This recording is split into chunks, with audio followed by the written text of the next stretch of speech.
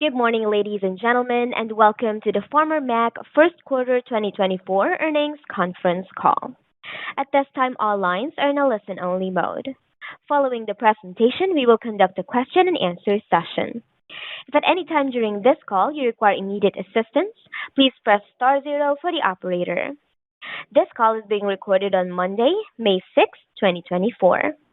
I would now like to turn the conference over to Ms. Jalpa Nazareth, Senior Director of Investor Relations and Finance Strategy. Please go ahead, ma'am. Good morning, and thank you for joining us for our First Quarter 2024 Earnings Conference Call. I'm Jalpa Nazareth, Senior Director of Investor Relations and Finance Strategy here at FarmerMac.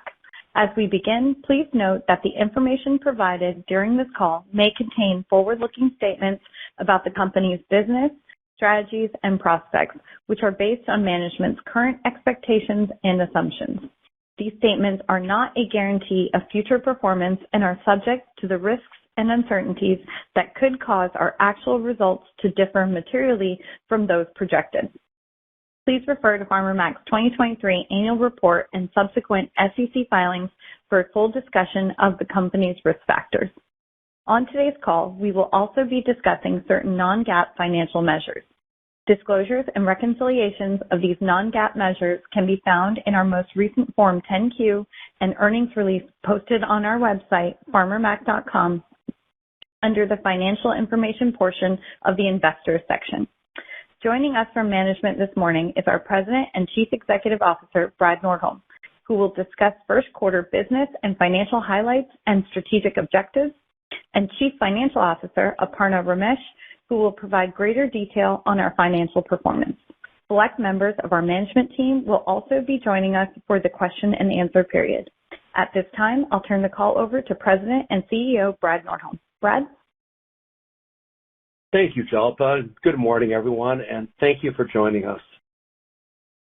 Our team has once again delivered excellent results, demonstrating our unwavering commitment to grow FarmerMac profitably while fulfilling our mission to rule America and generating strong shareholder returns across changing market cycles.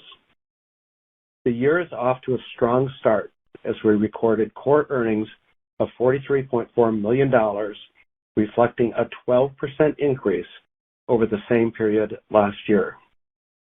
We provided $1.4 billion in liquidity and lending capacity to lenders serving rural America while maintaining our strong capital base, disciplined asset liability management, and uninterrupted access to the capital markets. The overall earnings story continues to be consistent. The diversification and resiliency of our business model supports our long-term strategic growth objectives while also providing a buffer against market volatility and changing credit markets. I'd like to highlight two noteworthy transactions that we've recently completed.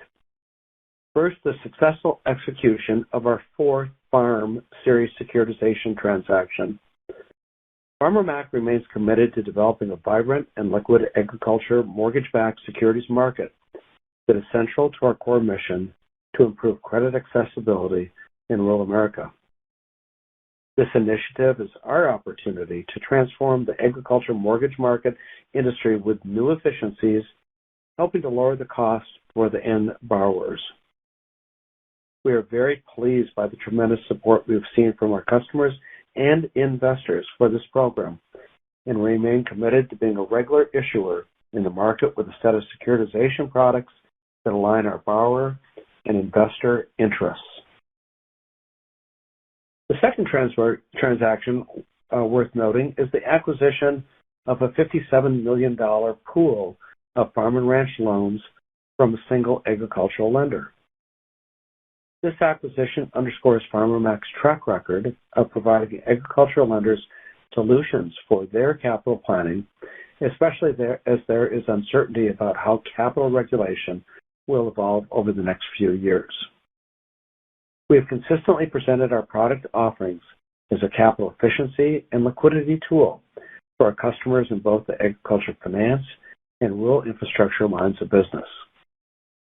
We believe that this is because the relative value FarmerMac brings to our banking and financial services partners and ultimately the agricultural and rural borrowers, is even greater when credit is a bit tighter. Our funding advantage and our disciplined approach to asset liability management allow us to further deliver upon our mission to build a trusted secondary market for credit to rural America. We believe pool purchases within the agriculture finance and rural infrastructure lines of business can serve as important opportunities for volume generation over the next few years. As financial institutions continue to manage their capital efficiency, loan and deposit growth, and liquidity needs. That, coupled with our securitization capability, enhances our ability to offer low-cost liquidity at scale to the rural utilities we serve. It's worth noting, I think, that the internal operational expertise and ability to execute for securitization overlaps with pool purchases and is really a new competency developed at FarmerMac within the last few years. The rural infrastructure finance segments show strong business volume growth in the first quarter 2024, primarily driven by increased investment activity and additional financing for renewable energy projects in response to continued strong demand for renewable electric power generation and storage. The pipeline remains strong in the near future, and we have plans to invest additional resources to explore new opportunities. Our agricultural finance line of business grew during the first quarter despite the seasonally large number of payments related to loans that are on an annual payment cycle. The rise in market interest rates that has persisted has had a direct impact on the farm and ranch product interest rate. There generally exists an inverse correlation between farm and ranch new loan purchase volumes and changes in the farm and ranch product interest rates, with higher product interest rates slowing portfolio loan prepayments. The net effect of these forces contributed to positive farm and ranch loan purchase portfolio growth in the first quarter of 2024, as new farm and ranch loan purchases outpaced loan prepayments. We believe our pipeline will continue to grow for the remainder of the year as tightening bank liquidity and the forecasted decline in farm income relative to prior years is expected to drive more loan volume, including pool purchases. While uncertainty persists about future changes in monetary policy, borrowers are adjusting to higher interest rates, and we are offering products that are more tailored to the current rate environment. Our wholesale finance product within the agricultural finance line of business presents strong relative value to our counterparties relative to market interest rates. We expect the continued diversification of our products versus the broader market to drive continued growth in this area. As we look forward, we're encouraged by the momentum we've seen since the start of the year. We believe that we're well positioned to make continuous progress on our long-term strategic growth initiatives to further our mission efficiently and innovatively as we navigate this backdrop of broader market uncertainty.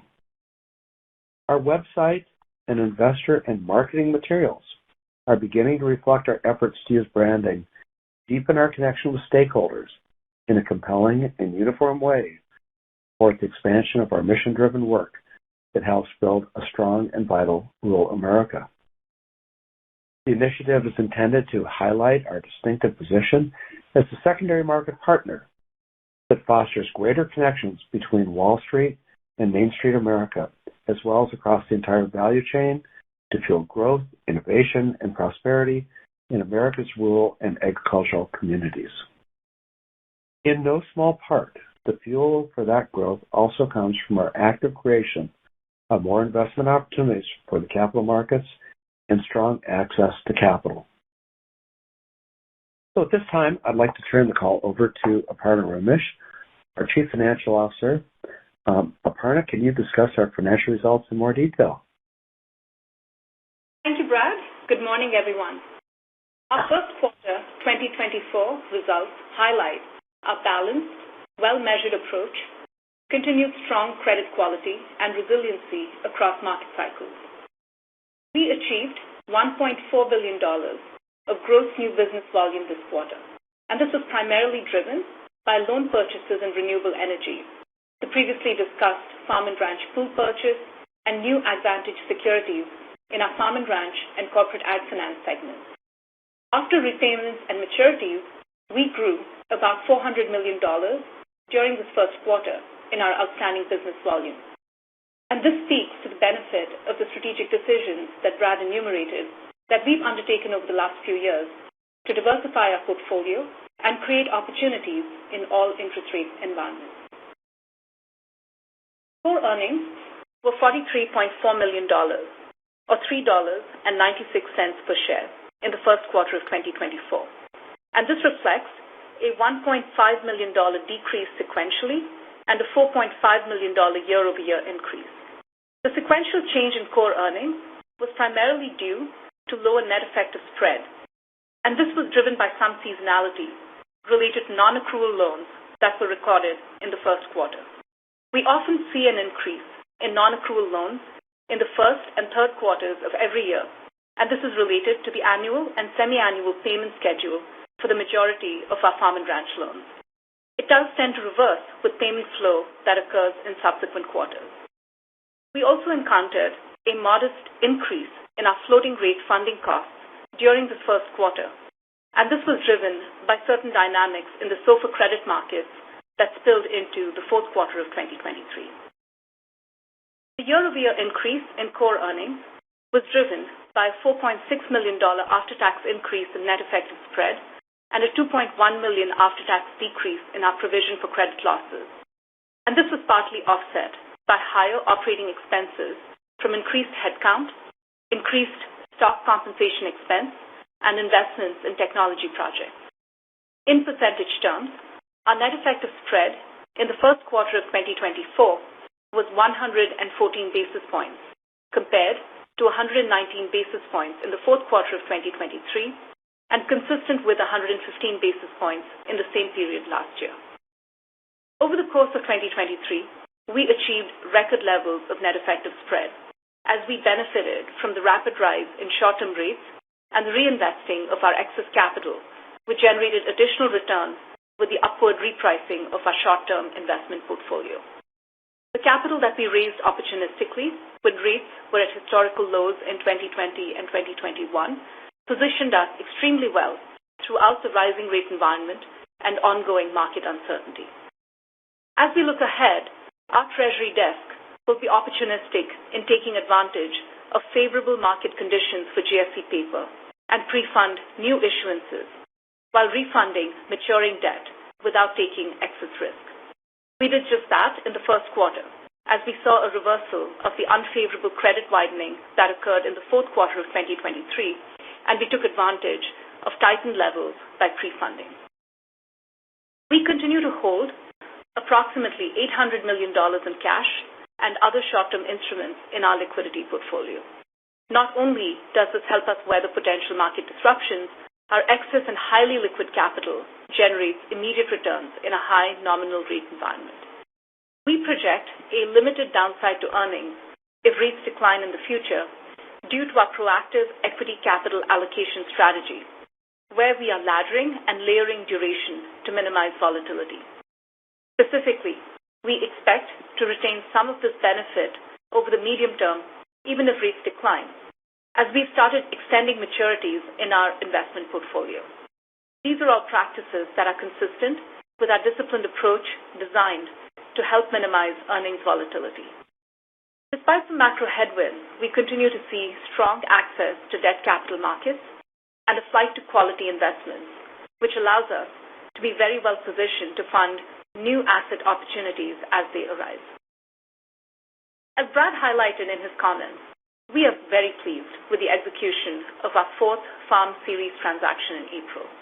We received more than 3 times the demand for this latest offering, and this is really a testament to FarmerMac's reputation with institutional investors, as well as the overall market appetite for the underlying agricultural asset class. Not only was demand strong, but we were successfully able to expand our investor base and also introduce new classes of senior notes to address the cash flow demands of capital markets in this interest rate environment. The consistent Farm Series issuances every year for the last 4 years have not only built a strong foundation for future market liquidity, but also led to improved execution economics and greater efficiencies in servicing for the agricultural mortgage-backed securities market. Securitization has many beneficial aspects for FarmerMac. It allows us to diversify our funding, enhance and optimize the balance sheet by efficient deployment of capital, and also enables our growth strategy by targeting new asset opportunities into our conduit. Turning to liquidity and capital, both remain extremely well in excess of all regulatory requirements, and our projections show minimal change in our profitability, coupled with limited exposure to movement in interest rates where the market rates go up or down. As of March 31st, 2024, FarmerMac had 295 days of liquidity, and this is another important data point that validates our resiliency against short and medium-term market disruptions. Operating expenses increased by 8% sequentially and 15% year over year, and this is primarily due to the expenditures that are associated with headcount and increased stock compensation expenses, as well as investments in technology projects. Expenditures associated with a multi-year technology investment in our treasury and cash management systems to enhance our trading, hedging, and reporting platforms partly contributed to the year-over-year increase in expenses. This modernization effort is expected to position us to more effectively defend against cyber and fraud threats, but also allow us to scale our portfolio and continually diversify our product offerings such that they're in alignment with the growth strategy and our business and funding opportunities. We also plan to continue to make investments in strategic focus areas such as renewable energy and continue to modernize our infrastructure, including our servicing and loan platforms, to support our growth and strategic objectives. All of this has resulted in an operating efficiency ratio that is at 30% for the first quarter of 2024, and I'll note that it's well in line with our long-term strategic plan target. We'll continue to closely monitor our efficiency ratio and manage it as we've done, such that we expect to remain at or below a long-run average of 30%. As noted, some of the increase in efficiency ratio this quarter was related to stock incentive compensation, which is seasonal, with most awards granted during the first quarter of each year. As we make investments in our loan infrastructure and funding platforms and innovate our loan processes to accelerate growth, we may see some temporary increases that would result in the efficiency ratio rising above the 30% level. Our credit profile and our performance there remain stable, highlighted by continued strength across our agricultural and rural infrastructure portfolios. We posted another quarter without any charge-offs and benefited from a $1.9 million release from our total allowance, and this was largely a result of one rural infrastructure loan that improved its outlook during the first quarter. 90-day delinquencies as of March 31st, 2024, reflect 27 basis points across our entire portfolio, and this is in line with the same period last year. We generally observe higher delinquency levels at the end of the first quarter and third quarter due to the annual and semi-annual payment terms for most of our farm and ranch loans, and the impact that I noted previously from the non-accrual loans are associated with an annual payment cycle. Let me now turn to capital. FarmerMac's $1.5 billion of core capital as of March 31st, 2024, exceeded our statutory requirement by $612 million or 70%. Core capital increased sequentially, and this was primarily due to an increase in retained earnings. Our Tier 1 capital ratio as of March 31st, 2024, improved to 15.5% from 15.4% at year-end, largely due to higher retained earnings, as I mentioned previously. Maintaining credit standards that reflect our risk profile, coupled with these strong levels of capital, is a fundamental part of our long-term strategy for growth. We expect our long-term capital position and our strong capital position to allow us to be resilient and continue to be a source of low-cost liquidity for our customers and borrowers, even as they evidence difficult times. In conclusion, our entire team delivered strong quarterly results, maintaining the key metrics that we highlight on each call while staying within our credit framework. Notably, we delivered 17% return on equity this quarter and stayed well in line with our efficiency target of 30%. We believe that our balance sheet is well positioned for uncertainty, and we're more optimistic than ever to deliver on our long-term strategic plan objectives. And with that, Brad, let me turn it back to you. Good. Thank you very much, Aparna. Before we turn to questions and answers, I want to let everyone know that we will be hosting our first ever Investor Day event on Thursday, May 16th, beginning at 10 a.m. Eastern Time. Our results and consistent performance through our market cycles have resulted in a very strong momentum in the markets, and we want to use this event as an opportunity to further educate the broader investment community on our organization, our core mission, to increase the accessibility of financing for American agriculture and rural infrastructure. We will provide a link to access the live webcast, and it'll be available at our website. But if you're interested in participating in person, it'll be a New York City-based event, and please reach out to our investor relations team as we still have some space available. And now, operator, I'd like to see if we have any questions from anyone on the line today.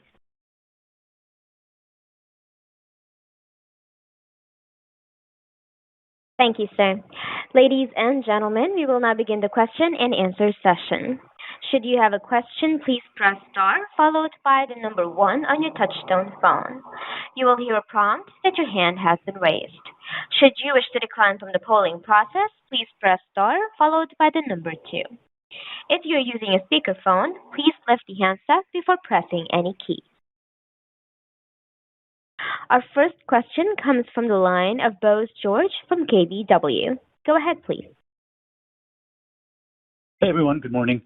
Actually, I wanted to start just on the spread. Aparna, you noted the seasonality of the non-accrual loans impacting the yield side and then that SOFR issue on the funding side.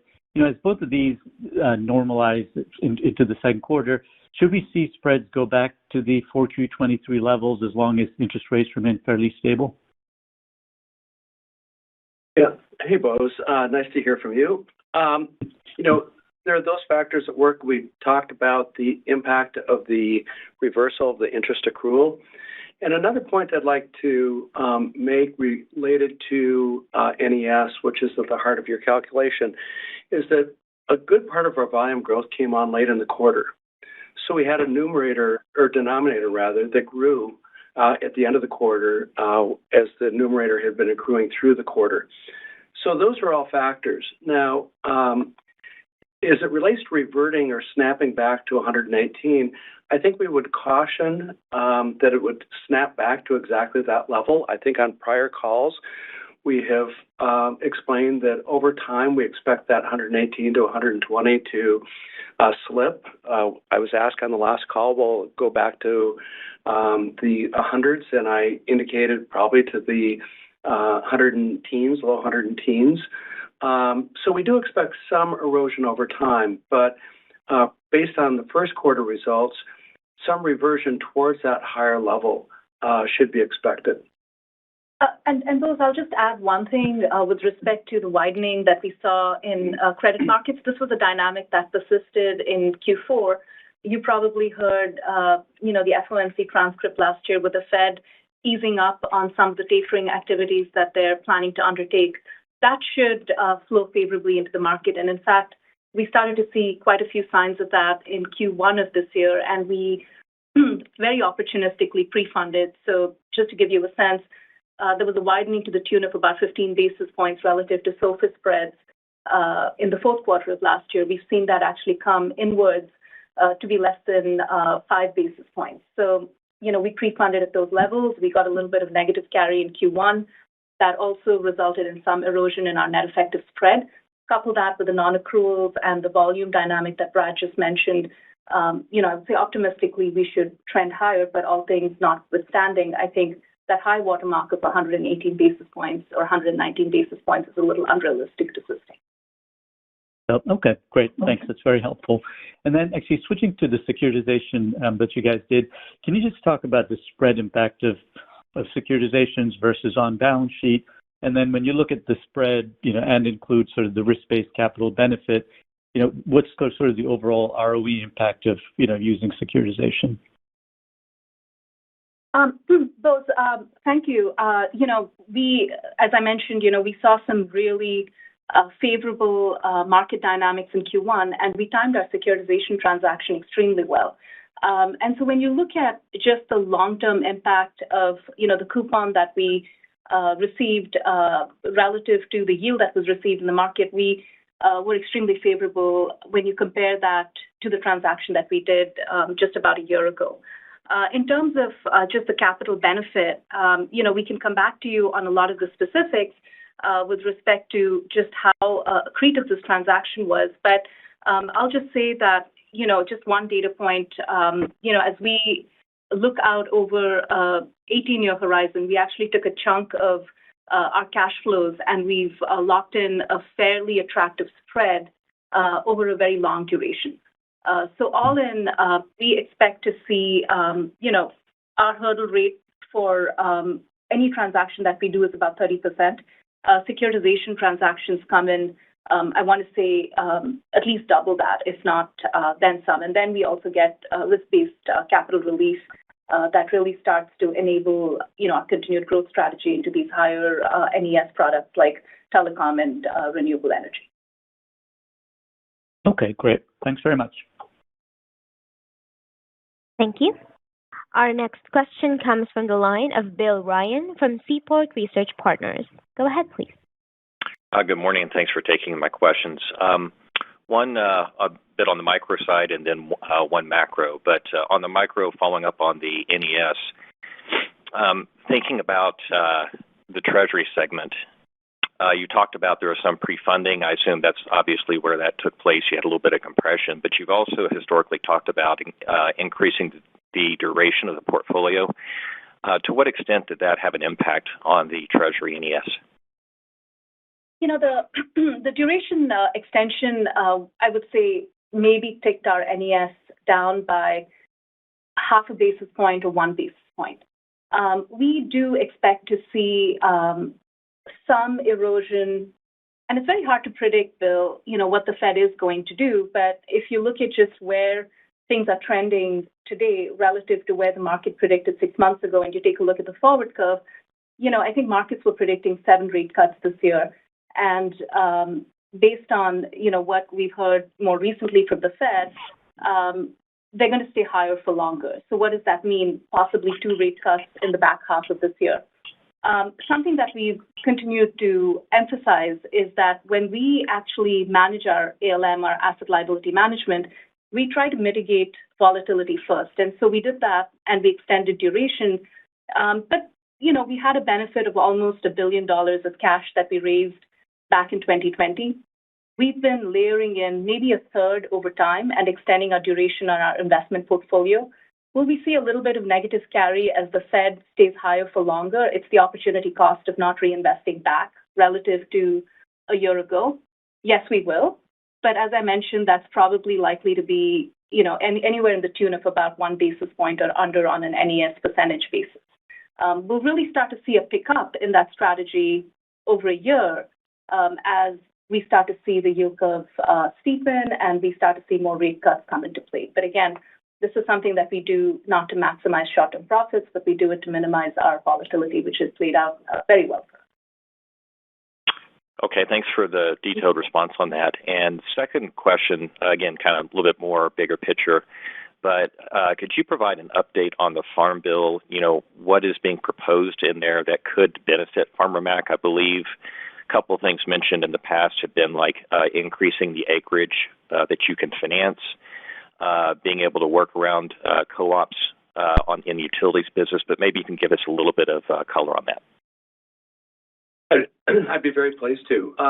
You're going to start seeing more headlines, I think, about the Farm Bill. Of course, it's scheduled to be revisited and repassed every 5 years, and that expiration, that maturity was in 2023, so it's already operating under an extension. Just in the last week and a half, G.T. Thompson, congressman from Pennsylvania who chairs the House Agricultural Committee, has announced his intention to release the House Ag Committee's draft of the Farm Bill before Memorial Day weekend. And with that, we're seeing a lot of conversations. We're in active conversations with the staff, and really appreciate the fact that the Farm Bill is, by all indications, beginning to move forward now. This is important for farmers and ranchers and agribusinesses across the United States, as well as those who benefit from other programs that are delivered under the Farm Bill. We weren't sure what would happen on the Senate side. Certainly, there's been a huge amount of work done, but Senator Stabenow has announced that she too is going to move forward the Senate Ag Committee's version, and we've been, closely monitoring the details of both. It's premature for us to project exactly what this means for FarmerMac. Obviously, when bills are negotiated, where there's reconciliation taking place, a lot can happen. And so we just can't project exactly what happened. But the things that we're interested in, you mentioned enhanced ability to originate renewable energy project finance loans, not changing the eligibility of the borrower, but just who originates them, broadening that, to be able to do more types of USDA loans that are consistent with the mission, possibly getting some relief from the 2,000 acre limitation, which actually by our regulator was recommended to be dropped and with some substitute for a capital requirement, which we believe would be favorable to FarmerMac. These are things that we have consistently talked about now for a number of years, and where our key stakeholders and even our detractors are well aware of what we want, and more importantly, exactly why we think it would be beneficial to rural America, to agriculture, to rural infrastructure, and why it's absolutely consistent with our overall mission. So stay tuned. We hope a lot happens in the next couple of months on the Farm Bill. Okay, thanks, Brad. Thank you. Ladies and gentlemen, just a reminder, should you have a question, please press star followed by the number 1 on your touchtone phone. We have our next question coming from the line of Brendan McCarthy from Sidoti. Please go ahead. Hey, good morning, everybody. Thanks for taking my questions. I just wanted to start off taking a look at volume. I think you mentioned, a potential softening in farm net income, maybe driving increased borrowing in the farm and ranch side, on the farm and ranch side. Can you talk about how you look at that from an underwriting perspective and any changes in underwriting there? Yeah, I'm going to turn over to Zach Carpenter, who's with us today, to talk about both underwriting and the impact that changes in net farm income may have in volume, and maybe how that breaks down by sector. So, Zach?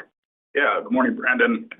First off, net farm income expected to decline from 2023 and the highs of 2022. It's still above the historical average here. So in context, right, we've seen a decline, but still doing well at the farm gate. Now, we are seeing some pressure on liquidity across certain sectors of the farm gate. So that is driving the need to potentially lever a little bit more on the farmland where there's plenty of equity as we continue to see farmland appreciate, albeit at a slower rate. So, overall, we still feel very comfortable with the borrower and the types of transactions we're seeing. So when we look from an underwriting perspective, clearly there's a component of leverage and cash flow. So we are seeing some tightness in cash flow, but as long as we feel comfortable that there's good liquidity at the borrower level and, allowing them to tap some equity in the farmland also supports that liquidity, we are comfortable. So we haven't seen a significant deterioration. That being said, we have seen some stress at certain sectors across the farmland space, but overall, our underwriting standards remain very strong. Credit quality remains very strong, and we see additional opportunities to support the farmer to kind of weather some of the declines in commodity prices and maybe a little bit more sticky on the input side. Got it. Thank you. That's helpful. And I believe you mentioned there was a $57 million pool of farm and ranch loans that you purchased that added to business volume in the first quarter. Can you talk about that transaction? I guess, was that any kind of stress scenario on the lender side?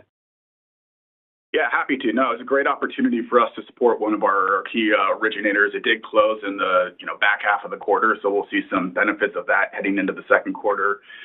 This is really kind of a theme that we've been talking about, right? When rates were low, we saw a lot of originators, lenders kind of hold loans on balance sheet to take advantage of growth and deposits and capital. And now, as things revert with higher interest rates and potential issues with capital and changes in capital from a regulatory perspective, they're kind of re-looking at their balance sheet to say, hey, what makes sense for us to keep on balance sheet, as well as potentially offload for liquidity purposes. So this wasn't a stressed scenario. This was pure capital and liquidity management for this organization. And a lot of these institutions are trying to grapple with servicing and overhead and capital requirements, especially for, I'd say smaller farmland loans, right? A lot of these loans still take the same or require the same servicing and management as larger loans. So that's a lot of overhead. That's a lot of structure to put in place to manage that. And so when you get a portfolio of size in that nature, it kind of stresses that dynamic internally from a expense and capital perspective. So this is purely why FarmerMac was created, to help support these lenders in this specific area. And frankly, I think could provide more opportunities for us in this dynamic to support more financial institutions as they continue to look at liquidity and capital. Got it. That makes sense. And one last question from me, just from a very broad perspective, what could really drive outperformance or underperformance relative to your expectations for the rest of the year? I obviously assume the interest rate environment plays a big part of that, but just kind of curious as to your thoughts. With the increasing diversification in our business and a relatively conservative approach to budgeting and forecasting at FarmerMac, it's hard to forecast what that event might be. It would really be some kind of black swan event.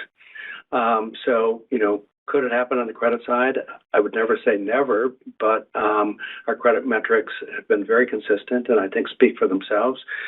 Could it be on the volume side when kind of quarter in, quarter out, we show single-digit growth for the quarter, aside from an occasional opportunity to do a large portfolio purchase, such as in 2019 when we purchased a portfolio of rural infrastructure loans, or some of the opportunities that maybe Zach is looking at in the back half of this year.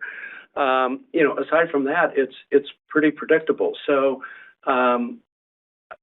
I don't really foresee anything that would be a major change on the upside or downside in the kind of growth and performance that you've seen from us very consistently now for a number of years. Great. Thanks, everybody. Thank you. There seems to be no further questions at this time. I'd now like to turn the call back over to Mr. Nordholm for final closing comments. Good. Well, thank you all very much. We truly appreciate it when you participate in these calls. It gives us an opportunity to think in a disciplined way about how we are assessing our recent past performance and our prospects, and also to hear from you what's on your mind and, maybe the gaps in what we've explained to you and how we can better respond. So thank you very much. We truly appreciate your participation. As I mentioned, if you're interested, check in on the Investor Day presentations, both webcast as well as live. That will be coming up a week from this next Thursday. And if there are other questions as follow-up, please follow up with Jalpa. And with that, we wish everyone a very good day. Thank you. Thank you, sir. Ladies and gentlemen, this concludes your conference call for today. We thank you for participating and ask that you please disconnect your lines. Have a lovely day.